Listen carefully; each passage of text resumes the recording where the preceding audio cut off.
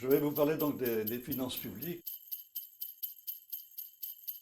Les finances publiques, c'est un sujet qui est un sujet dont on parle tous les jours dans les médias, on en parle dans les réseaux sociaux, on réclame plus de fonctions, plus de services publics, moins d'impôts, etc.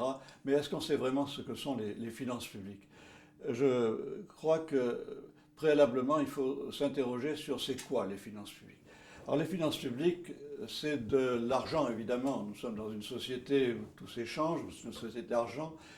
C'est ce qu'on appelle l'argent public. On appelait ça autrefois les deniers publics. L'argent public, eh c'est l'argent de vos impôts, de nos impôts, de mes impôts. C'est la TVA par exemple que vous payez tous les jours, c'est l'impôt sur le revenu, etc. Ce sont les impôts que vous connaissez bien parce qu'on en parle, je le répète, beaucoup. Mais ce sont aussi les dépenses. Les impôts servent à financer des dépenses, à financer des fonctions qui sont rendues par l'État, par les collectivités locales, par la sécurité sociale. Vous financez la sécurité sociale, nous finançons la sécurité sociale, nous finançons l'État, nous finançons les collectivités locales qui nous rendent des services. Donc par conséquent, l'argent public, les finances publiques, c'est de l'argent public en dépenses et en recettes pour l'État, pour les collectivités locales et pour la sécurité sociale. J'y ai déjà fait allusion dans ce que je viens de dire. Les finances publiques servent à répondre aux besoins des citoyens. Et quels sont les besoins des citoyens? Eh bien, les besoins élémentaires, ce sont évidemment les besoins de tous les jours, c'est-à-dire savoir que l'on peut circuler avec des routes qui fonctionnent, avec des moyens de locomotion, des transports qui fonctionnent, donc une voirie qui est en bon état. C'est aussi la possibilité de circuler en toute tranquillité. Donc c'est la sécurité. La sécurité, c'est le financement de quoi? C'est le financement de la police, c'est le financement de la défense également, et c'est le financement de la justice. Il faut faire appliquer les lois. C'est ce qu'on appelle des fonctions régaliennes de l'État.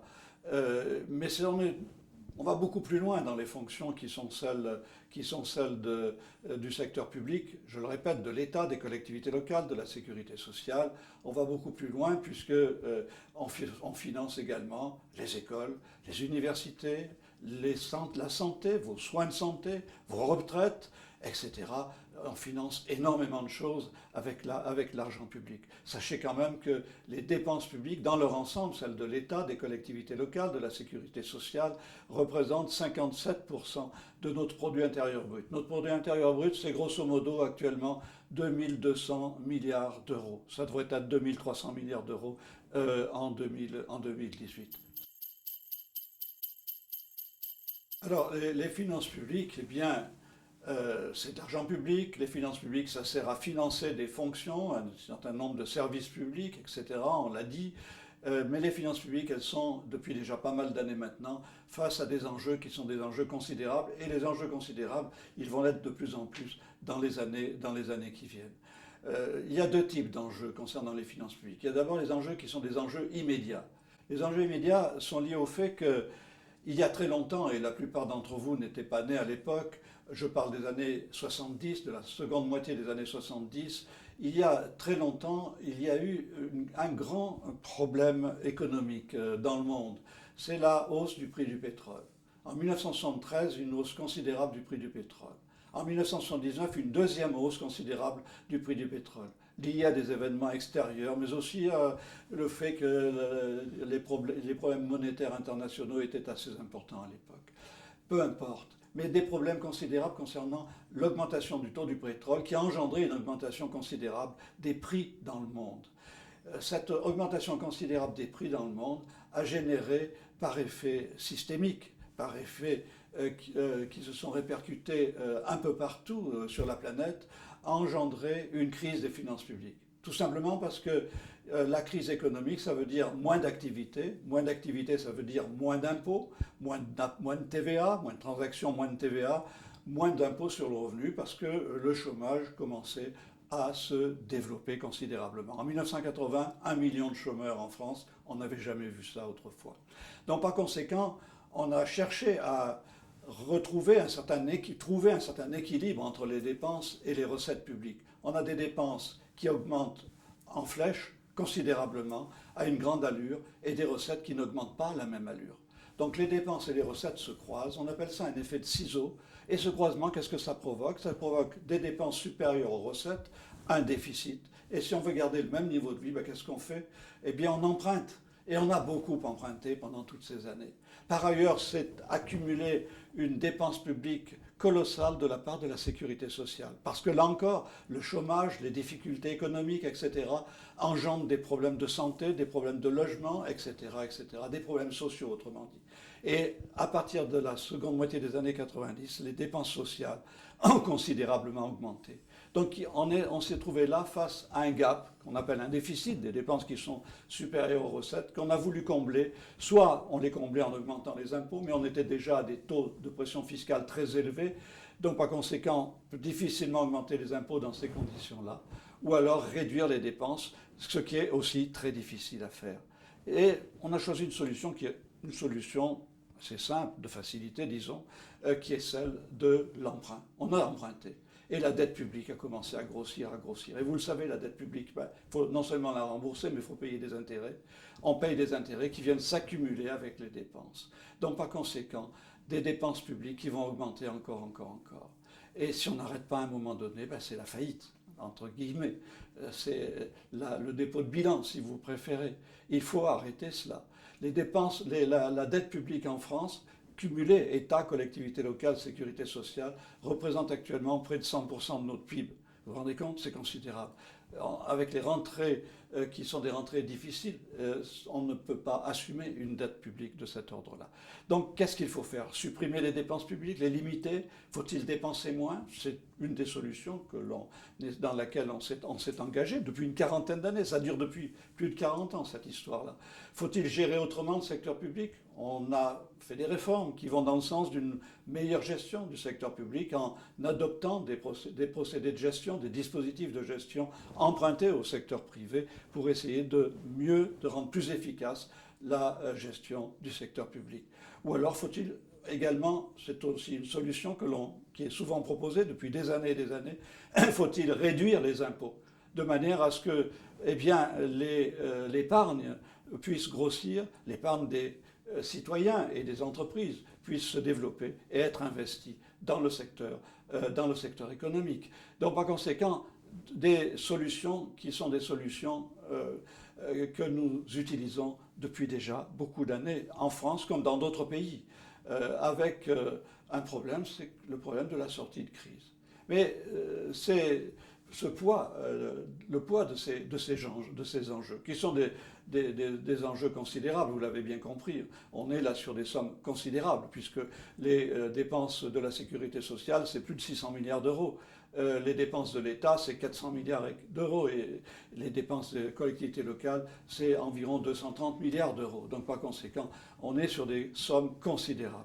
Et donc par conséquent, déjà, on est face à un problème très important qui est celui qu'on l'on appelle la soutenabilité des finances publiques. C'est essayer de balancer, d'équilibrer les dépenses et les recettes publiques. Mais ce n'est pas tout. Ce n'est pas tout parce que nous sommes maintenant dans une période qui est une période de transition de notre société, de la nôtre et celle des territoires qui la composent et de tous les États qui nous environnent et dans le monde entier. Nous sommes dans une situation de transition et je dirais même de métamorphose de notre société. Et cette situation, qui est totalement inédite, va engendrer de nouvelles charges pour le secteur public. Quelles sont ces charges nouvelles? Eh bien, il va y avoir les problèmes d'environnement, le réchauffement de la planète, etc., que nous connaissons tous, problèmes de population, la migration des populations que vous connaissez tous. Nous allons être 10 milliards en 2050 sur notre planète. 10 milliards de personnes qui vont bouger sur la planète pour des tas de raisons. Pour les raisons liées au réchauffement de la planète, des territoires vont disparaître sous les eaux, vous le savez, mais également parce que certains, compte tenu de la pauvreté, vont devoir se déplacer ailleurs pour trouver du travail. D'autres pour des raisons qui sont liées à l'insécurité, aux guerres qui se développent ici ou là. Donc par conséquent, un problème de migration qu'il va falloir prendre en charge. C'est déjà le cas aujourd'hui, vous le savez. Un problème de sécurité, on sait que la sécurité va poser problème. Sécurité, la défense, la police dont j'ai parlé tout à l'heure, mais aussi sécurité sanitaire, on en parle de plus en plus. Donc par conséquent, des questions qui vont être lourdes à traiter. Et puis, ces populations qui vont migrer, eh bien, vont migrer essentiellement, on le sait, vers les métropoles. Les métropoles vont grossir considérablement. Nous savons que nous étions en milieu rural 70% environ en 1950. Le processus va s'inverser complètement en 2050. Nous serons à peu près de 70% à vivre en milieu urbain dans le monde entier. Nous y sommes déjà en France, nous y sommes déjà en Europe, nous y sommes déjà sur le continent nord-américain, etc. Mais la population dans le monde entier va augmenter. Donc par conséquent, des problèmes majeurs qui vont se poser.